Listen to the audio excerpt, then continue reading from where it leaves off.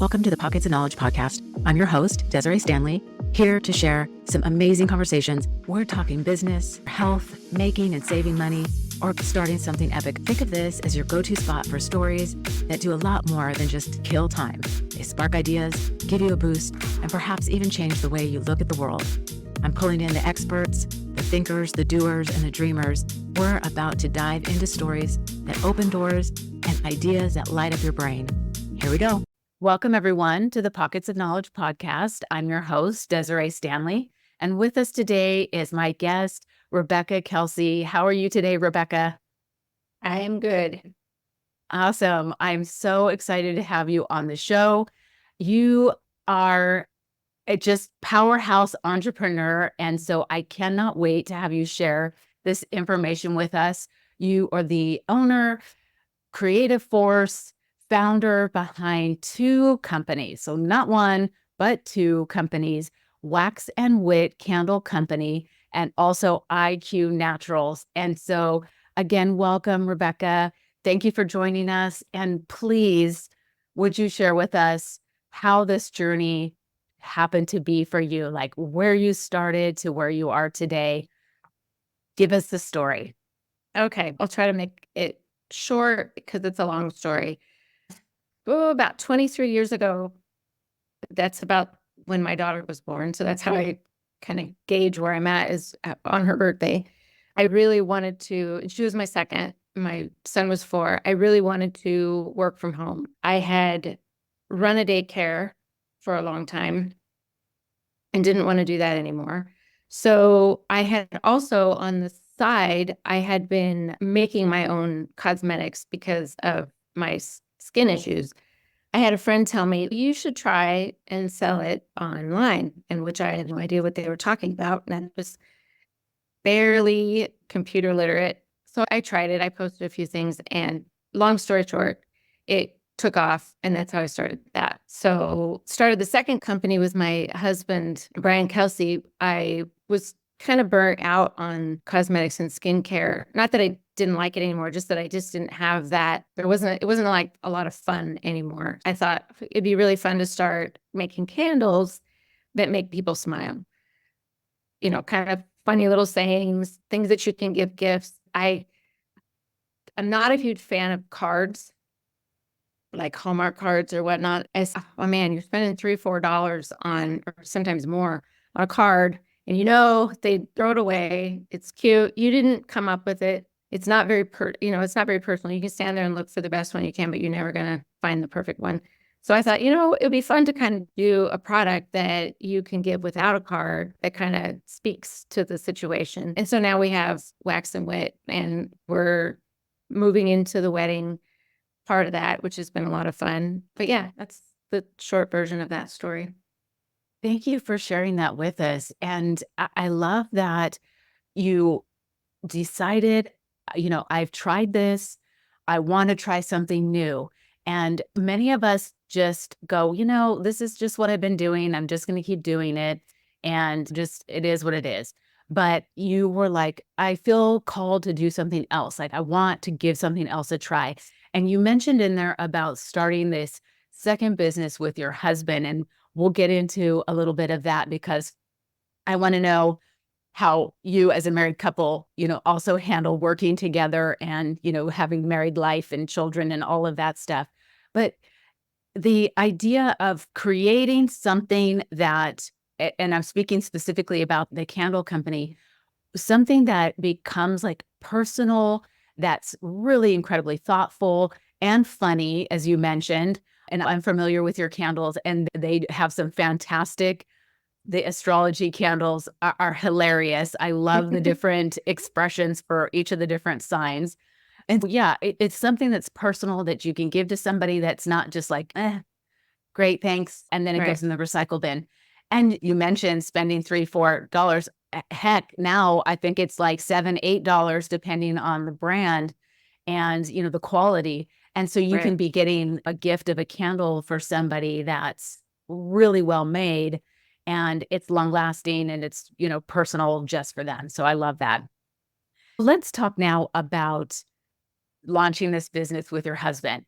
and share with us what that experience has been like, because it can sometimes be challenging when you've got differences of opinion. And so Mhm. share with us, kind of how you've handled some of that. To be honest, it was hard at first because I ran my business for years by myself and nobody ever told me, no, that's not a good idea. So when I first said I want to do this, he was like, you can't smell a candle online. And I was like, that's a great point, but I really think we can do it. And I just, kept pushing and pushing. And I wasn't pushing because I needed his permission. I was pushing because I really wanted his help. And he's great at business. He didn't originally come from ecom when I met him. He did come from a really good, strong background in business, but it was very different than what e-commerce is all about. And he's a quick learner. And so I really, really wanted him to be part of it. So I just said, hey, let's just put a couple up. I'll do it on the side, and let's see what happens. And it was kind of funny because we started doing it right before COVID happened.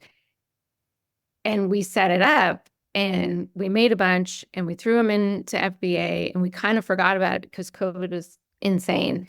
And my skincare business kind of went wild because we had a lot of products that were considered necessary. We sold a lot during COVID and we were super busy. Then when that wound down, we looked at the candle brand, just kind of, evaluating where we go from now on, everything since things were calming down. And he comes to me and he was like, these are selling like crazy. Like we sold out of them. And I was like, yeah, you should really listen to me. So he got excited about it. And we turned our team into teaching them how to do candles instead of just skincare. And when I say team, like production team, graphics, PPC, all that kind of stuff. So our whole team split their time in half between the two brands. And it was kind of cool too, because I had had my products for so long and we never really did a lot of launching. And so we had to really hone in on how, what was the best way to launch. And, the landscape had changed so much and there were so many new ways of doing it. So Brian was able to really get good at launching. Yeah. Well, it's fantastic that you have a partner who, despite maybe not agreeing with a product necessarily, was still there to help you through this process and then watch it grow and learn something new on his own. I think that's awesome. Now, just to take a step back a second, because you mentioned a few things in there that the listeners may not know what PPC is and FBA. And so let's just break down real quick. You're speaking specifically about selling on Amazon. Yes? Right. FBA is where we will send the products into their warehouses and then they will distribute the products as ordered. So we don't do any where we ship directly to each client. Amazon handles that. That's what FBA is. What was the other one? PPC. Oh, PPC is pay per click. I think it's just the short version for advertising on Amazon. So you basically, and it's not something that I know very much about, but we absolutely use it a lot. It's where you basically pay for keywords to be ranked high on a keyword so that people can find your product when they're looking for certain things. Right. Okay. So that helps just to clarify kind of what some of those means, because not everybody's familiar necessarily with the terms that, we are in the Amazon world Right. and space Right. and e-commerce. People are used to websites and now everybody shops on Amazon. And if you don't shop on Amazon, I'm shocked, honestly, because you can get everything from Amazon, right? And this is a prime example. And I love that you mentioned before about how your husband was saying you can't smell candles online, which was so funny because there's so much that we buy now online that we can't smell, touch, whatever. Right. But, and then we could get into the whole Amazon influencer side where people are talking about products, but you're taking a product that people need or want and providing it to them. And so you mentioned before about your skincare line. And here's another example of just having some faith and some trust in that a product is going to work for you. and a candle, which you can't smell, but just hoping that it smells good based on the description that you're giving it, right? Right. Mm-hmm. But talk to us a little bit more about how maybe this partnership that you have with your husband in this business, how do you handle disagreements? And how do you just kind of like maybe keep the business and your marriage separate? Because that Mm-hmm. can get super intertwined. And then an argument from one place can carry over to the other and vice versa. Oh, yeah, 100%. We have conversations constantly about um, how to handle these kind of things when when issues come up. But what we have found is that we recognize each other's, we call it staying in your lane. Mhm. I recognize that the things that he does are his wheelhouse, things that I do are my wheelhouse. And we have an understanding that we both respect each other in both of those wheelhouses. Having a business and having two, we actually have three now, are a constant pull on your time and your energy and your creative space and your, emotional space. There's no way really. I mean, I've thought about this a lot. There's no way to keep it out of your marriage, and there's no way to keep it from your kids. There's no protecting or, you know, keeping them compartmentalized. You definitely have to be strategic about how you have time for each thing. Like you have to create your business as a job. You can't just have home time when you're working from home. They all will intermix. You definitely have to treat your time like a schedule, and you have to teach each person in your household to respect that schedule, which is difficult, especially when you have really small children. As for it spilling over, your business conflicts between you and your husband or partner spilling over into your, love life or your time together, you have to still treat each other like it's kind of going back to that staying in your wheelhouse or staying in your lane and conscious all the time about how I treat him and how I talk to him and how I show him respect. And he does the same thing for me. We'll have accidents and we won't, but we automatically will apologize to each other because I realize that if we don't, then our time together has kind of been spoiled, outside of work. Yeah, definitely mindful of that. Super Yeah, important. for sure. And you mentioned something in there also about the kids too, because, if you are working from home with small children and trying to navigate how you do your work and still be a parent while this Hmm. is all like happening simultaneously, Right. maybe what are some strategies that you want to suggest? I know you said managing your time with schedule, but is there Mhm. anything else that you think that would be helpful for the listeners to hear that they could maybe implement in their life as they're navigating this process? In particular with children, you mean? Yeah, with, working from home with kids Mhm. and also trying to balance your marriage being separate from your business, especially if you work together. How do you kind of keep all that separate? I think with kids, you have to be really honest with them. You have to teach them to respect your business. One thing that we do is we're very clear with the kids.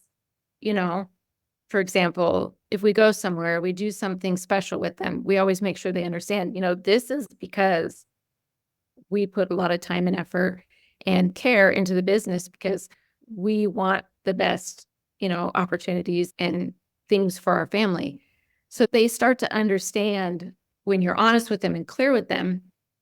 And it kind of gives them, a part in it so that they feel like they're part of it. Like they are respecting your time. If I'm on a call and I have a small child, maybe I don't anymore. My kids are older. When they were little, I would say things like, mommy is working so that we can do XYZ or that we can, and it goes to everything, like we're having steak for dinner tonight, we work really hard to do this. And I think even if you're not running a business, I think it's important to let kids understand and be part of, you know, the growth of the family. Mhm.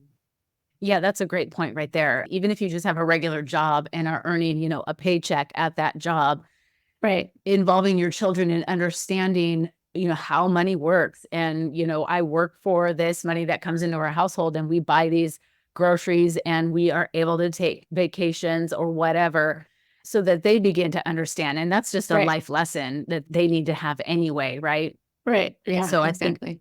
yeah, that's a great reminder. What about how maybe you keep the romance alive while you're trying to juggle all this? And your children are grown now, my children are grown now, so it's different for us, but for listeners who maybe have younger children or early teens, how do you juggle this and still keep, some of that private time with your spouse alive? I think you have to always flirt with each other. Ah, That's a hard question. I think if you go back to raising kids, I think kids feel confident and secure in a family situation where they know their parents love each other. So I think being outwardly, loving and respectful and, you know, telling each other they look good or that color is nice on you, just little things like that, just being loving with each other all the time and being mindful of it. Like it doesn't happen by accident. You get comfortable with each other after a while and you feel like you don't really need to do those things. But, I think that helps. yeah, excellent point for sure. We settle into a routine, and we just kind of forget about those things. And it does take mindfulness, like you said, where you're thinking about and just taking a second to compliment your spouse on whatever it may be, and just Mhm. reminding them that you appreciate and love them and that sort of thing. It's absolutely essential. So I Mhm. agree with you on that for sure. So maybe do you want to share with us if there's a success story, or, something that maybe you feel like helped to strengthen your partnership and your relationship? Yeah. So Brian and I have been married for 6 years and together for 10. So we're on our second marriage. The one thing that we did that I always tell people was huge, and I suggest anybody do it, even if you're not having an issue or you don't feel like there's any problems, um, is marriage counseling. We decided to do it when we decided that we were going to stay together and be married and bring our kids together. We both knew that we raised our kids very differently in the beginning. My kids are quite a bit older than his. I have a little bit more background than he does. So I saw a lot more downfalls coming if certain things weren't like adjusted or kind of changed to our style that we were going to do in raising kids together and being married and successfully being married. I think doing some sort of, even if it's reading a book together that is based in a successful marriage, but getting some sort of outside help to help you grow your marriage in a positive way. Okay, so it sounds like you're saying that right almost from the beginning, the Hmm. two of you intentionally said we should work Yes. with a counselor, and, Yes. make sure that we are on the same page in how we Hmm. want to handle things with our Yeah. children and each other. And I think that's fantastic advice. And so it sounds like it's been successful for you doing Oh, that. for sure. Yeah, it's been huge. And I think we were really lucky. We had an amazing counselor. She's fun and funny and easy to talk to and very realistic. I think, you definitely want to find somebody that fits you or a system. If you're doing it through books or whatever, then you definitely want to find a system that works for you, that you're both comfortable with and that you both can agree on. Because you don't want to have somebody that's telling you something and one of you is like not down at all. So you both have to come to terms with, you know, what you're gonna do and how you're gonna do it. That's Yeah. awesome. Well, thank you for sharing that with us, Rebecca. I think that's really fantastic advice, for anyone at any stage. Really, I think, if you Mhm. want to continue to grow your marriage, it's great advice for anyone. Kind of switching gears a little bit. So, what is your advice maybe on couples who are thinking, we want to start a business and we want to do it together? What's some advice that you have for them that you think would help them? Be realistic. You need to be realistic with each other's, capabilities or the capability to learn something. don't ever expect somebody to do something that they are not interested in at all, or that their mind just does not work that way. I'm not the kind of person that can sit down and be very technical. It irritates me. It like sends me into a rage. I can't do it. I mean, sometimes Brian will be like, you should get on the PPC call. And I'm like, I'm sure I have something else I need to do. Okay, yeah. So I think you have to be very realistic about what skill sets that you are either bringing in or that you can develop. And then the other thing I think that's really important is money. I think you don't want to have this idea that, you're going to obviously you're going to make a whole bunch of money and you're all going to be happy and it's going to answer all your prayers. If you need to understand and be clear that there are pitfalls, there will be pitfalls, there will be failures. How the two of you handle those together will determine your success. It's one thing to have a failure on your own because you only have you to, contend with. But when you have a failure with a partner, even if it's a business partner, you have to have the conversation before it even happens. How are we going to handle this?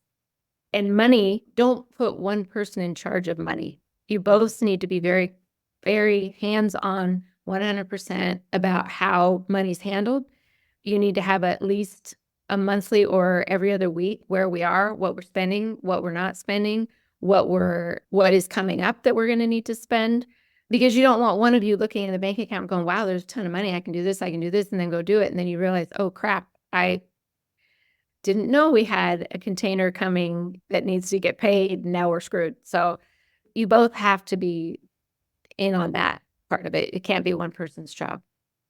Great advice in there, Rabecka, for sure.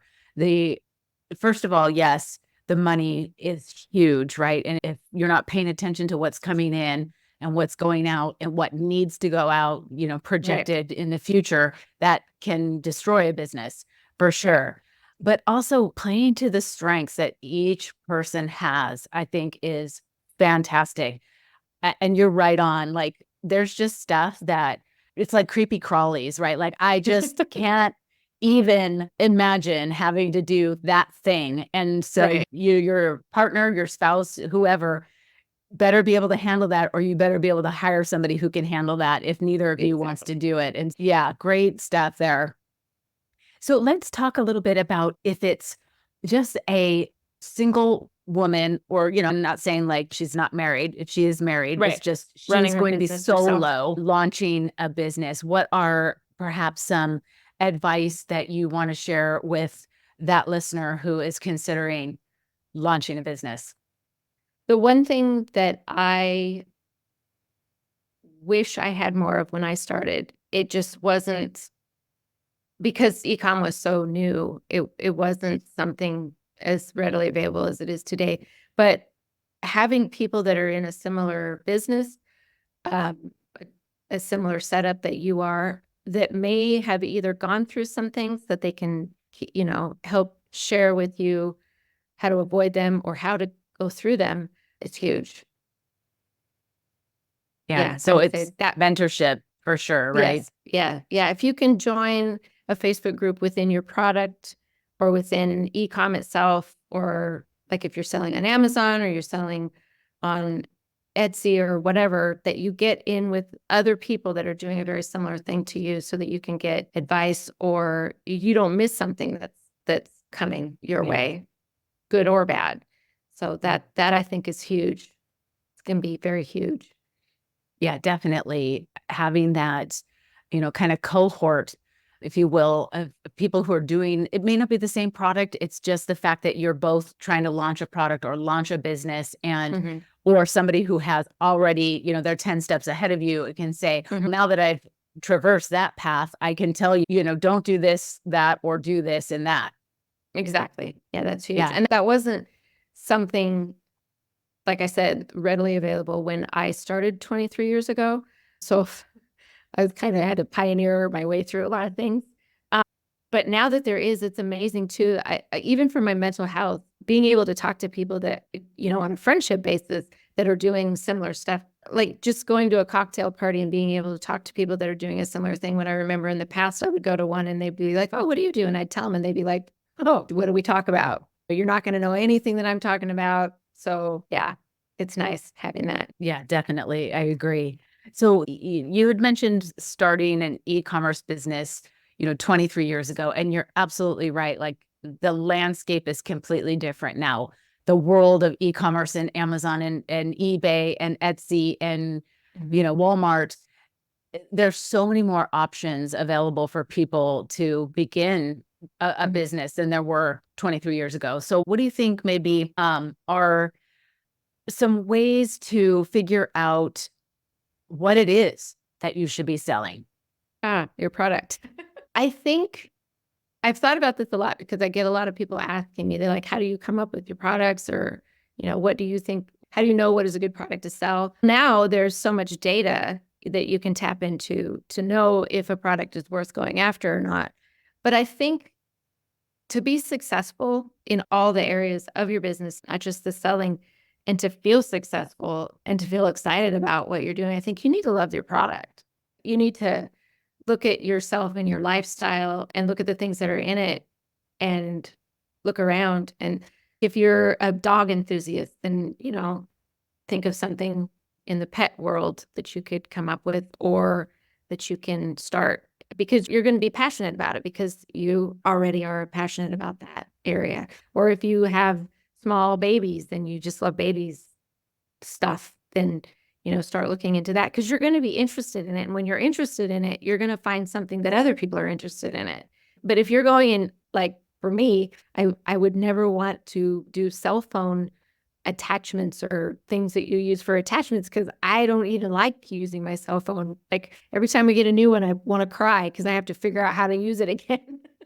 That makes me crazy. So I don't love that stuff. So like for me with my skincare, the reason I got into skincare is not because I like, beauty is fun or exciting for me. Like I can't even watch those videos where people are putting makeup on. I'm just like, oh my gosh, that's so technical or that's so complicated.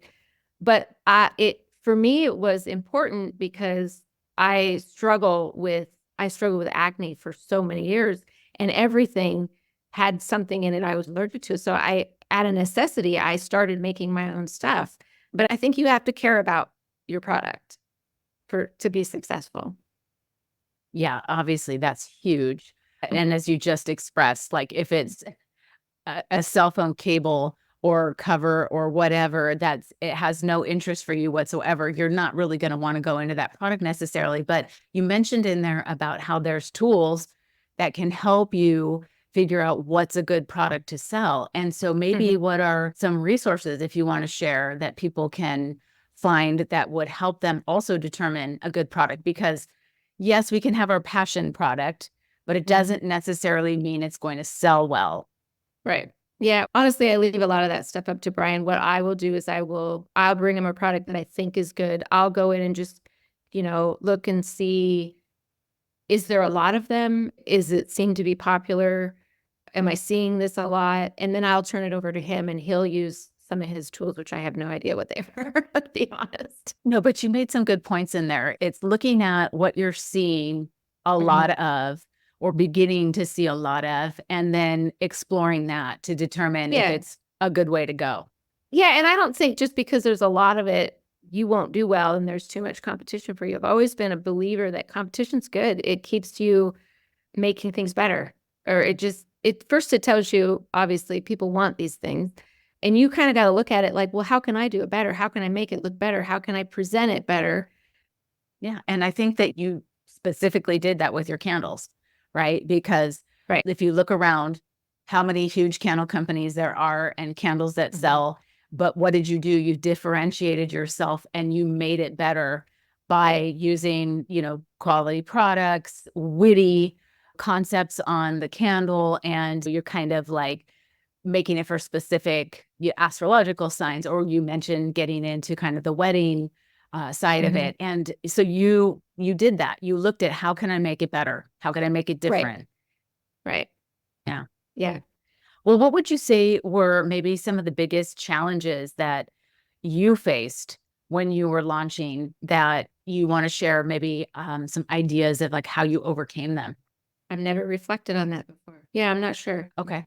So would you say that every single launch that was super smooth, you had never any problems, you had no challenges in manufacturing or no challenges in distribution, none of that? No, I don't think so. I think because every time I do something, every time we do a launch, we learn a little bit more and incorporate, a better strategy every time we do it. So it's hard to think what particular issue we had. There's always issues, but yeah. But it sounds like the key is that you learned from each experience Yes. to Yeah. make the next one even easier. Yeah. Yeah. You have to have an insatiable, my husband calls it an insatiable need to learn or want to learn. And I would say it's not in everybody. So for like my team, we kind of have to teach that. Like you have to look at learning as a necessity. And in the e-com world, things are changing faster than they've ever changed. And if you can't adapt or you don't think you need to adapt, then you'll kind of fizzle out or your product will fizzle out. So yeah, constantly be willing to learn and grow is important. Yeah. And I think that's true, whether you're talking about e-commerce or just life in general. If you're not continuing to learn and grow and develop, you're going to fizzle out. I mean, we Right. know so many people who, as they age, sit in a chair and just that's it. Yeah. They just begin declining and forget it Right. because they're not, remaining curious, learning, active, any of that. And Right. so I think this applies whether we're talking about business or life in general. Yeah, and I think it's how like life is full of failure constantly, but it's how you respond to it and how you use it as a tool to move yourself forward. I've always kind of looked at failure as like okay, that was telling me that I need to do this instead. I try not to look at it like I did a bad job or I can't, I did something wrong or whatever. I'm kind of try to see everything as like a lesson plan, a part of my growth. That's such a great way to frame it when you're thinking about those, quote unquote failures is Mhm. what can I learn from this that I Right. can do differently Right. And in the what is it future? trying to, yeah, almost kind of like, well, what is it trying to tell me rather than looking at yourself as what you did wrong or what you could have done right or whatever. That's great. Great reminder. Thank you for sharing that. What do you think maybe are some important skills that women who are considering launching a business may need to have? Organization. Mhm. I think for me, that's been the hardest part because I tend to want to flock to whatever is most interesting or what I'm most excited about. And when you do that, you can kind of forget, the other things that are important that you need to do. Or so I guess I would describe myself as a list maker. I make probably 5 or 6 lists a day. Sometimes it's just because I'm rewriting my list. Either something's changed or I'm no longer doing something and now I'm doing something else. And then I write a list for the next day and then I write a list for what I want for the whole week. And then I have a list for what I want to see in the next 6 months that I'm doing. And those constantly change, but they help me stay focused and stay organized on what needs to be done rather than what I just want to do. Great advice there for sure. Having those daily lists, weekly lists, monthly and 6 months, I think Right. is fantastic advice because it does give you the roadmap of the direction you want to go. By Right. completing these tasks, you're going to get there. And like you said, it helps you stay focused on what's Yeah. important right now and not Right. get lost in what do I feel like doing right now, which is very easy to do. Yeah. Yeah. Yeah, Yeah. I love it. Well, Rebecca, I have enjoyed our conversation, and I always love to ask my guests if there's books or podcasts or things that they think that the listeners would find beneficial or influential and it's been helpful to you that you'd like to share. I would love to have you do that now. Okay. I'm not currently reading any books. I do have tons of them. I would say I probably read half of each one because I have ADHD and I get distracted and then I find one I'm more interested in. And then I think all books have a middle part that's super boring. And so I kind of get lost in that part. But somebody that I have been following, and I think it's been helping in a lot of the things that I talked about today too, with, balancing your marriage and your kids and your business. I really like Jordan Peterson right now. He doesn't, I don't think does he have a podcast? I've seen him on a few, but like when I see something that's relative to me and Brian or whatever we struggle or a lot of times I'll send him stuff like, look, we're already doing this. We're doing such a good job. I'll send him a short little video and then we'll talk about it. So that's kind of our own little, therapy that we do together or that I do. But yeah, Jordan Peterson, I'm really liking him right now. Okay, excellent. So I'll put his name and information in the show notes for the listeners to check out. I have not heard of him, so I'm curious myself to go see what he's written, and so I'll include that information. And how about any podcasts? There's one that I like, but for some reason I can't remember the name of it. Something CEO. He does a lot of really cool interviews. I'll get back to you and then you can post it in there. Yeah, absolutely. Yeah. Yeah, but it's great, especially for business stuff, that's relatable. A lot of things to do with self-management, growing in your business, how to find success and defining what success is, that kind of stuff. Yeah, that's excellent. For sure, I'll include that information once we get that sorted out. Either I'll dig it up or you can send me the information so I can include it, because I think that's a fabulous one to listen to for anybody who's in business, looking to start a business, can get some really great information from that. It sounds, good stuff. Lastly, Rabecka, before we close out, if people want to learn more about you, your companies, what you're doing, how would they be able to find you and follow along in your journey? Well, this is the first podcast I've ever done. My husband does a lot of public speaking. He's always trying to get me to do it. I have not agreed to do it yet. I wouldn't say that I'm shy, but I'm not very outgoing when it comes to talking to a lot of people. I love talking to people one-on-one. But my companies, the first one is iqnatural.com. That's my skincare company. And then my other one is waxandwit.com. And that's the candle company. So those are my two creations there.